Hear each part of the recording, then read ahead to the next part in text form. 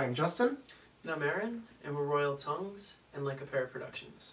Today we're here in Like A Parrot Studios in Buffalo, New York, and we're going to go over the fourth track from the Patterns and Shapes EP, Higher. How this song sort of started out was, it was a completely different song at first. It was very, very different. It was sort of like a laid-back, chill type song from what I remember of it. And this melody sort of came up while we were trying to write I think a different chorus melody because we weren't set on the chorus of it, and this melody I think was so good that we sort of decided to make it its own song. So what happened was I came back here in the little studio and I just put together a base of the track to show Aaron so we could start riffing off it. All I really had was an idea that, you know, Aaron and I were listening to a lot of Bee Gees, a lot of Daft Punk, sort of disco-y, 70s type music. And the first thing that I had were these trumpets. At the time, they were fake trumpets. Now I have real trumpets to show you. Sure. So just that little line, we had someone come in. His name is Bryan. He did trumpets and he did trombone. Recorded right here, and they sounded fantastic. And on top of that, we had this really classic 70s type drum beat, which is this right here. Our drummer Josh Little came in and recorded drums for this. So this was really the start of the song. We knew we had something special with it right from the start, and like we usually do, we always go from the chorus and we sort of go backwards. Yeah, well, this particular song, we definitely did one chorus and then backwards. Yeah, and we knew this was a chorus melody right away. So we built up the intro, and it sort of sounded like this. And that's basically how it was. Play it again for you.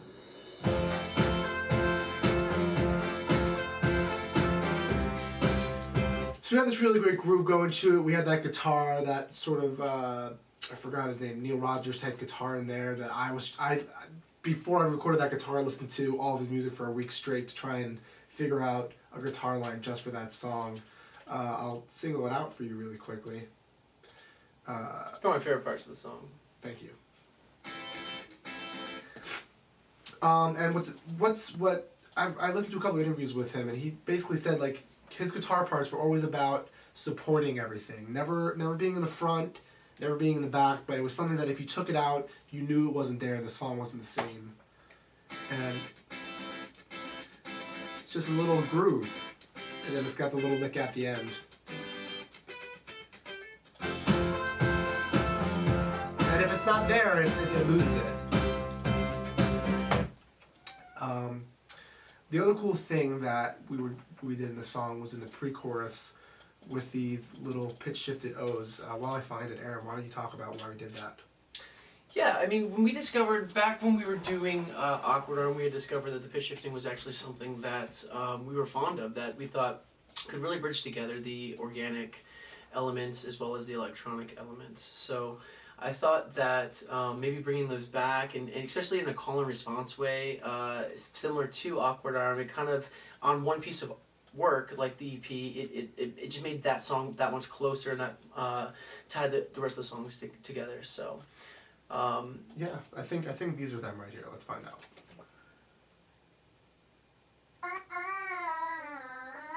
There we go. Oh, and I forgot I sampled it too.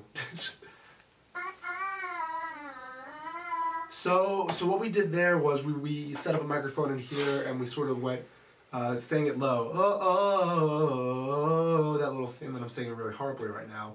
I put it through a pitch shifter and changed the format a little bit of it, and you get this sound. It sounds like a girl, or it sounds like kids singing. It's a big thing. I definitely like the more like kids singing sort of feel. Just makes it feel a little bit more lively. Yeah. And, I'm not sure why that is, but I just enjoy it. You know, and how we usually sing it that, oh, that's sampled, and I think that's one of the, I don't know, I love sampling, you'll see that in a lot of our songs. It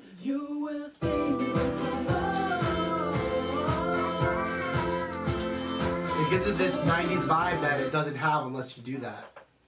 And the last thing I want to go over in the song, it's why we kept on running out of tracks, is how layered these vocals are. This time, Aaron and I sang a lot of things over and over, just stacked the vocals. I think these are your main vocals right here. Reaching higher, yeah, we're only Aaron going killing it as usual, hitting those high notes. And then I think he actually quadrupled them. Let's find out. Reaching higher. Yep, so he has 2 in the center and then 1 on the left, 1 on the right for 4. What are these? Reaching higher, yeah, we're only going up. Yeah, we actually did 6. So we did 3, and then 3, that's what we did. So we did a lot. Oh, I no, remember a this lot. one being Yeah, particular, a lot of vocals. falsettos in there too.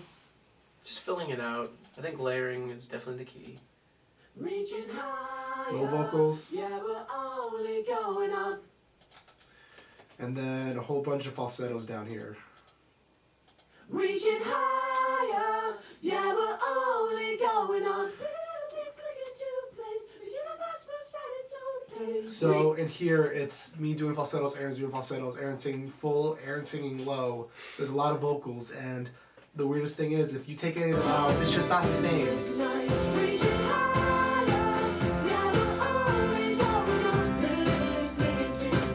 Yeah. I think that's it for right now. And that's Yeah. high. That's higher. Yeah, this song.